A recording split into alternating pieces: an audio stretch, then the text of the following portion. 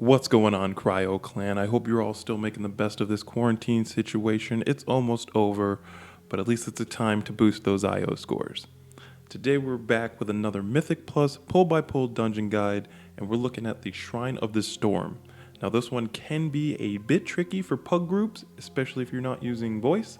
However, with some preemptive planning, a little bit of chatting, and some clever use of the awakened pylons, it is possible to alleviate some of the group's stress. Now remember to hit that subscribe button, leave a big thumbs up if you want us to continue seeing content like this. But not to waste any more time, let's get right into it.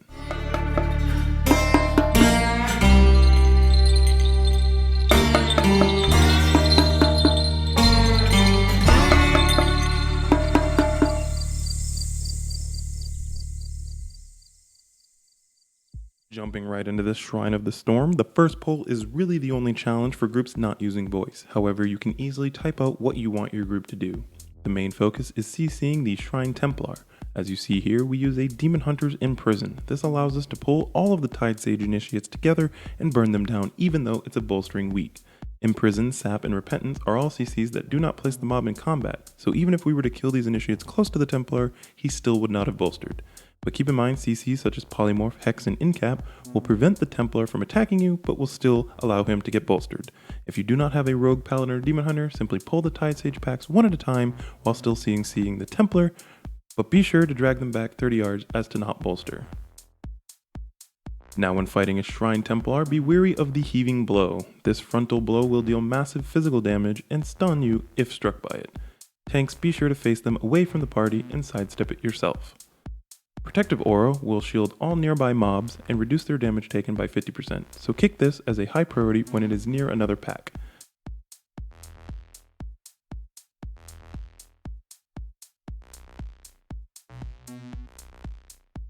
When dealing with temple attendants, your tank will be taking massive magic damage unless you interrupt Water Blast. I also want to point out the reason I did not pull the Patrolling Templar just yet was because of bolstering. I would much rather pull 3 mobs of similar health pools, such as the Spiritualist. Using snapping, I am able to gather all the mobs neatly, allowing for a more balanced cleave damage. Again, Water Blast should be interrupted if your tank is taking too much magic damage. Mending Rapids, however, must be interrupted every time. This ability, cast by Spiritualists, if successful, will heal all mobs by 35% of their maximum health instantly, and then another 5% every 2 seconds for 8 seconds. This will very quickly cause all mobs to be at full health. You can and should purge this should a hot get through. Here I wanted to show you the utilization of snapping again. It is by far easier to do on a monk via Transcendence, but every class can do it. As long as whoever has aggro is on the snapping point, the mobs will teleport.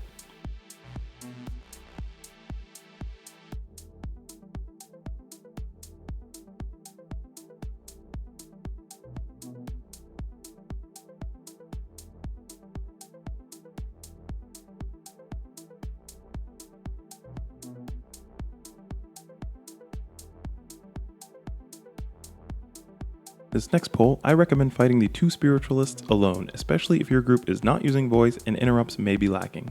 Again, focus on interrupting Mending Rapids, but be on the lookout for the Spirit's Swiftness buff. This passive ability causes the mob to gain 25% cast speed for 12 seconds each time they are interrupted. You still want to interrupt as much as possible, but be wary of the stacks and purge them if you can. Utilizing snapping one more time, gather up all 4 of the remaining attendants plus the droplets and snap them.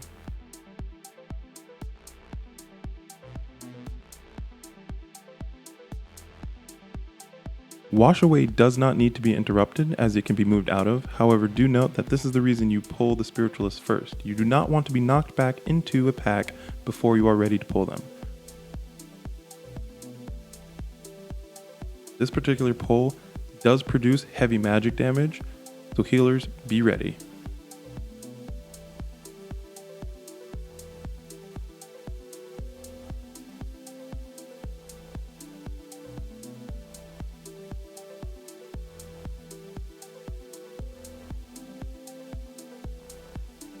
Once they're dead, make your way back up the stairs and activate your first pylon. We will be taking this to the first boss, but let's have a look at the route. Most of the trash we skip will be found in the Tidewater sanctum. and I like this route because it allows us to skip all 3 mini-bosses, Windspeaker Heldis, Runecarver Sorn, and the Guardian Elemental, all of which can be a pain, especially on a fortified week. This particular route also grants us access to the run-back skip should we have an unfortunate wipe late in the dungeon. As for the second part of the dungeon, it's fairly simple, pull and kill everything.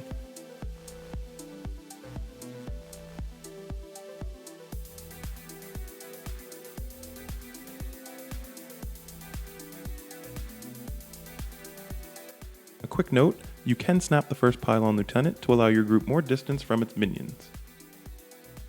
Now here we have the route for a teaming week. You'll notice it's very similar, however you will pull the Windspeaker, Haldis, and all the trash leading up to Runecarver Sorn.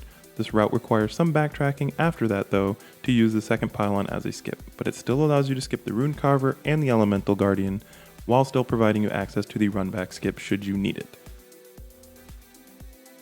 The second half of the dungeon is exactly the same, kill everything.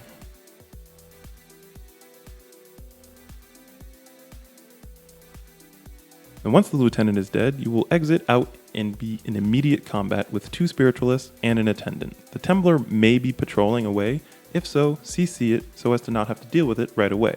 Or you can pull it, bind the frontal, interrupt mending rapids, and should go pretty smoothly.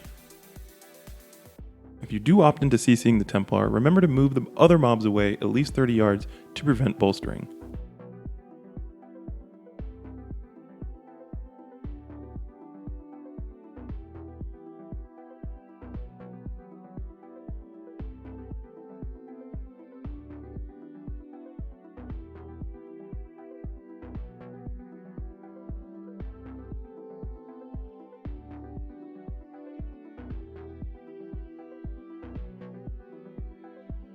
Moving on, be sure to engage all of the droplets and pull them down to the double apprentices. This will start the RP for the first boss while snagging a little bit more percent. Galecaller apprentices are fairly easy to deal with. They will cast Tempest, which if complete shoots a tornado that deals ticking damage if struck by in a straight line. They also produce slicing hurricanes on the ground. Don't stand in them.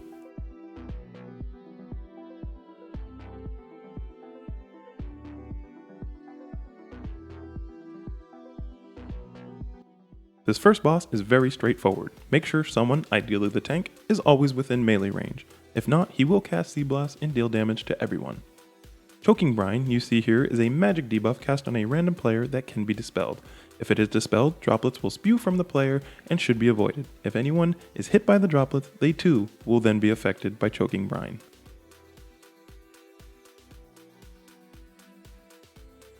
Undertow targets a random player and is channeled for 6 seconds. During the channel, the player is pushed back and takes ticking damage. If targeted, simply run against it and healers spot heal them. You will also cast Surging Rush. Don't be in front or you will take massive damage and get knocked back. Grasp from the Depths roots the player and deals damage over 20 seconds. Blow them up ASAP or use an ability that breaks out of roots. Upon reaching 50%, the boss will split into 3 mini versions of himself and replicate each of his abilities but at 40% less damage. This means that someone should be standing in melee range of each ad to prevent Sea Blast from going off. You will be meleeed, but it shouldn't be anything that's unhealable. Ensure that the group focuses down the same Aqualing to reduce the damage output and push the phase faster. Again, avoid Surging Rush or risk falling to your death.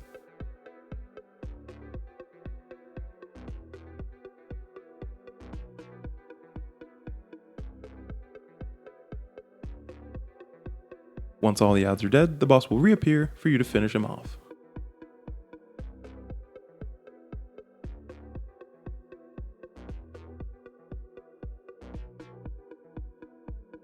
As we activate our second pylon, rejoice in the amount of time we are saving by skipping all 3 of the mini-bosses.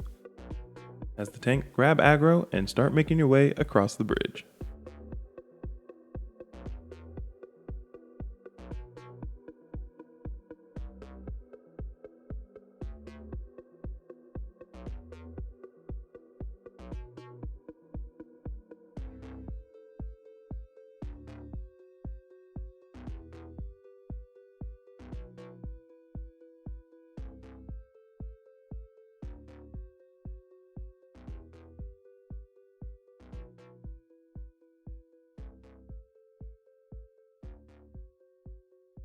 Once the lieutenant is dead, we are faced with one new mob, the Iron Hull Apprentice. They will hit the tank with a sundering blow, reducing armor by 10%. This ability does stack, so kite if it gets too high. They also do a whirling slam. This deals massive physical damage. I always opt to stun this ability to allow the DPS to stay in, but if it's not possible, simply move out of it. Now we don't get to see the complete cast, but Iron Hulls will also buff themselves with Lesser Blessing of Ironsides. This increases the amount of physical damage done. Yes, that means their regular melee swings, but it also reduces their movement, meaning you can kite out of this ability.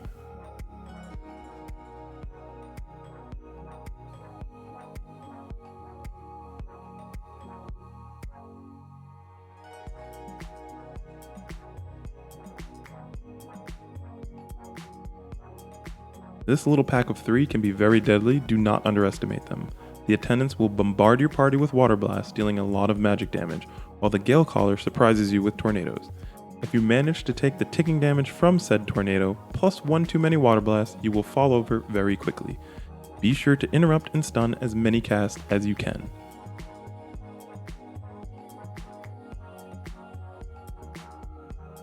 Do your best to pull the Tide Sage Initiates here without the patrolling unit. They die very quickly, and before you know it, you will have an Iron Hull Apprentice bolstered 8 times. By utilizing snapping again, you can gather up a large pull rather quickly. Just be sure to kill the runaways before the patrol comes back.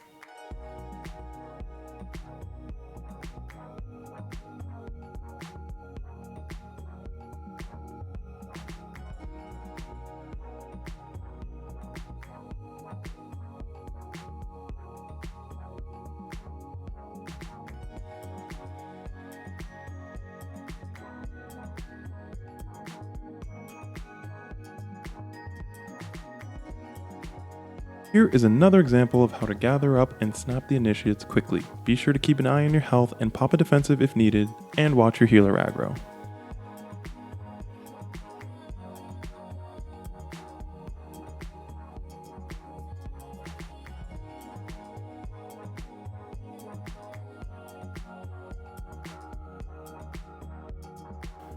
The Dread Sailors do not bolster, so there's no real danger in pulling both the Tide Sage Enforcer and Deep Sea Ritualist together. The most important ability is Unending Darkness. Be sure to have an interrupt rotation for this, or things can get ugly fast. The Enforcer marks the ground with blue swirlies and casts Deep Smash. You guessed it, don't stand in it. Void Seed explodes after 6 seconds. Be sure no one is within your circle.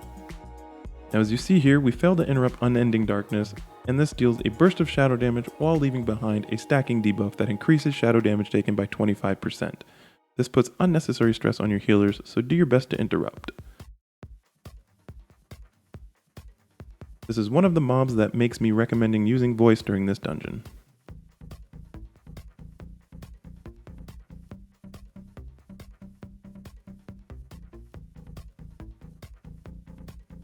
While fighting double enforcers, you will need to dodge blue swirlies times 2.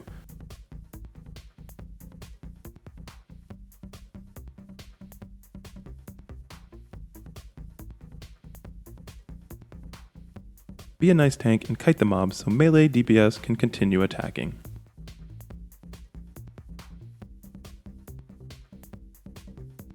Since we are not using this pylon as a skip, we decided to engage it while we're waiting for our exhaustion debuff to fall off.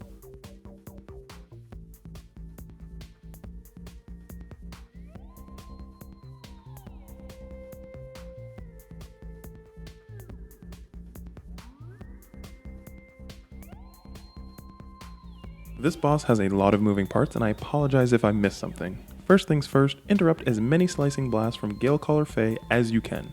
This leaves a stacking debuff on your party that deals massive ticking damage. Secondly, avoid Brother Ironhull's frontal hindering cleave. This will most likely one-shot your DPS, deal massive damage to your tank, and slow anybody struck by it. Tanks, do your best to keep it faced away from the party. Reinforcing Ward can be useful to drop your slicing wind stacks and reduce damage taken, but be sure bosses are not standing in it with you. Blessing of Ironsides increases the physical damage done by Iron Hull. Kite if you need to. When Faye has Blessing of Tempest, do your best to not interrupt her. Every time she is interrupted, a tornado will spawn and cause mayhem for your party. This buff lasts for 10 seconds.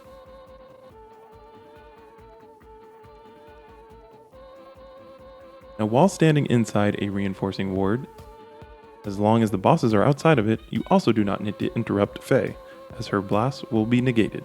But be careful, this fight can get out of hand very quickly.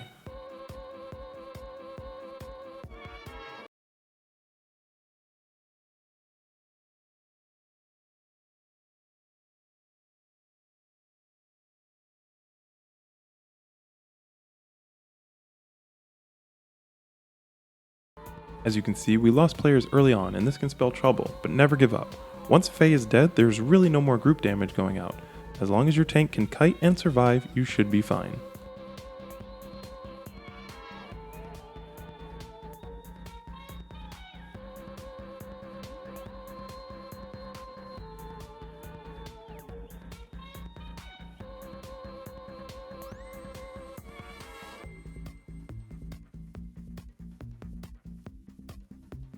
When you're ready to move forward, you'll be faced with Drowned Depthbringers. These will cast Void Bolt, dealing moderate damage to your tank. They will also reveal Darkness, spawning multiple Dwellers. Each cast of the Dweller's Lash will deal a burst of shadow damage and apply a stacking debuff that further increases shadow damage taken. The Depthbringers also cast Touch of the Drowned that should be interrupted immediately. This applies a 12-second magic debuff which deals ticking damage. However, it can be dispelled. When fighting the Abyssal Cultists on a bolstering week, be sure not to burn them down before the Colossus tentacles spawn. You do not want to have to deal with bolstered tentacles. Cultists will cast Detect Thoughts, which, if successful, will increase their dodge chance by 100% for 6 seconds. They will also cast Consuming Void, which, when successful, causes any spell damage taken to instead heal them. Finally, they will cast Mental Assault. This is a frontal that will stun anyone it hits. Do your best to move out of it. But as the tank, you want to ensure you are always standing between both Colossus tentacles.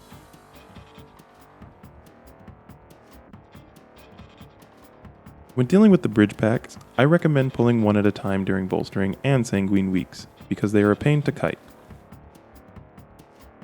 You may also opt into doing the pylon first and then backtracking once Lord Stormsong is dead and the closer graveyard is available. Remember to use your abilities such as Ring of Peace or Mass Entanglement to keep the other packs at bay until you are ready to engage them.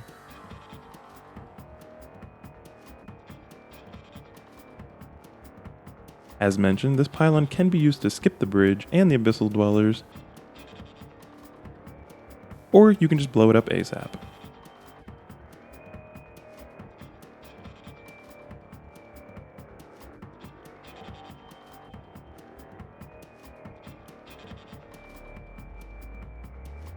Now, when you are dealing with the Abyssal Dwellers, do not underestimate them, especially on a fortified week.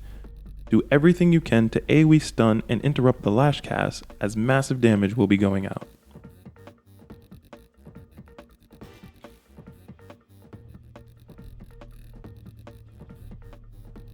Side note, be sure to have someone run down to the boss room to start the RP early.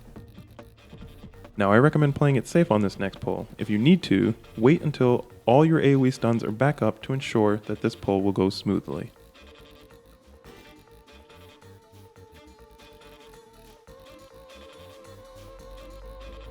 Lord Stormsong is another fight that is fairly easy and straightforward.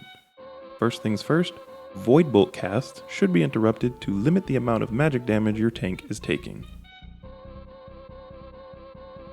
Secondly, the boss will cast Waken the Void. This will spawn orbs that follow your party members around. Do not touch them or you will be stunned. Immediately followed up is Ancient Mindbender. This will mind control one party member, and it is then they are allowed to gather the orbs.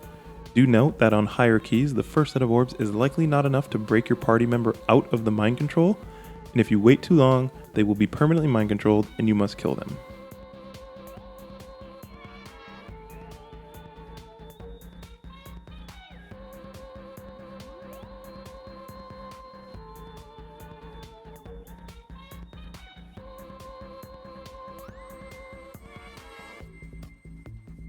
Now there are ways around this.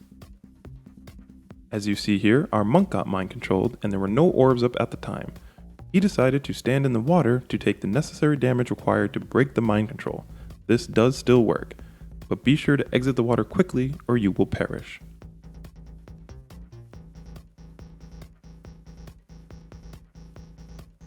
Rinse and repeat until the boss is dead. Running over the orbs does deal some damage, but again, it may not be enough to break you out of mind control. Use the water, or DPS should be sure to focus the afflicted members down. Be careful when kiting this boss. If you go past the stairs, he will reset.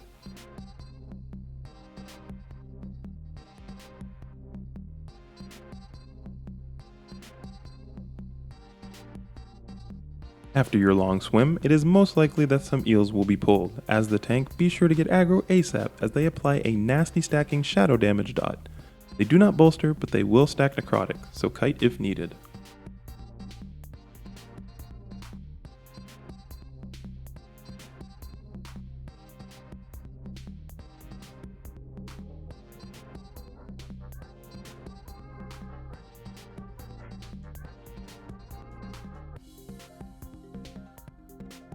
Volzith the Whisperer is an extremely easy fight, especially if you have a skilled healer.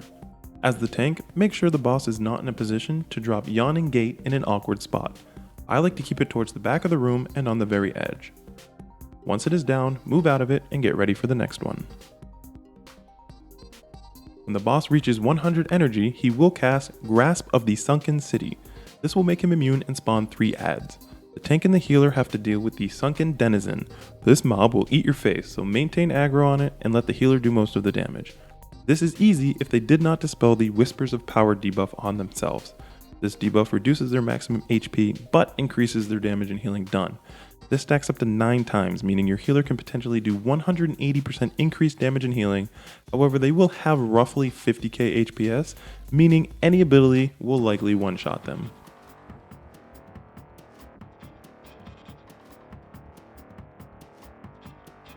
Unfortunately, during this run, our monk hit revival, and this cleared his debuff. We didn't realize until it was too late, but I guess it worked out in the end. Normally, if the healer still has the buff, I like to pull the trash mobs before interrupting the boss. If our monk was still doing 180% increased damage, this trash would have melted and it would have been no issue. If you're not using voice or you do not trust your group, I recommend pulling this trash back before engaging the boss.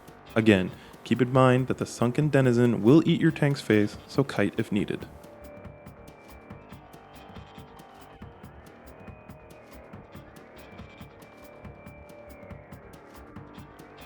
Once you interrupt the boss, phase 1 will begin again. Periodically through the fight, tentacles will spawn and cast slam. Avoid it at all costs, it will most likely one-shot you. Now Call of the Abyss spawns little manifestations. If they reach the boss, they will explode and give him energy. The damage is small, but you do not want extra energy gains, or you risk getting another Grasp of the Sunken City phase, which we end up getting.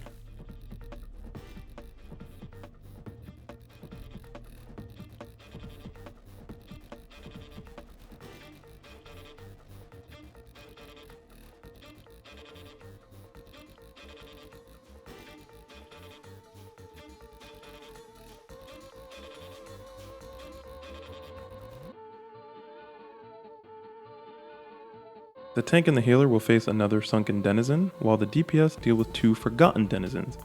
Interrupting the Forgotten Denizens is imperative. As you see here, we did not kick the right add, and his cast killed our healer. Ideally, you want your 2 strongest DPS or melee on one add, while the third or ranged DPS with a kick sits on the other adds. This ensures that the first add will die before the second add needs to be interrupted again. This is important because failing to interrupt Consume Essence will not only deal burst damage to the party, it will also heal the Denizen to full. Be sure to interrupt and the boss will be easy.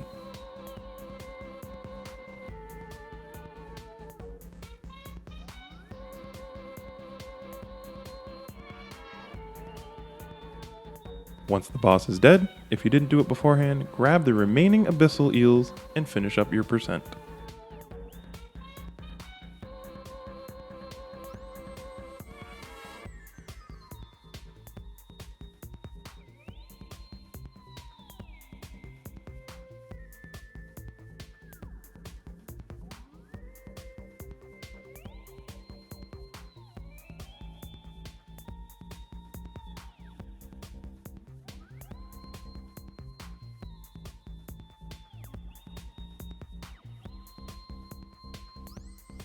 There we go, folks. Another dungeon in the bag.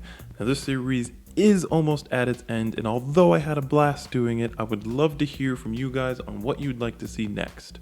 Maybe something like certain tanks and how they deal with certain affixes? I don't know. You tell me. Be sure to leave your own idea down in the comment section or come chat about it in my live stream. I go live Monday through Friday starting at 8 p.m. Eastern Standard Time on Twitch. Link will be in the description. Until next time, folks, stay frosty.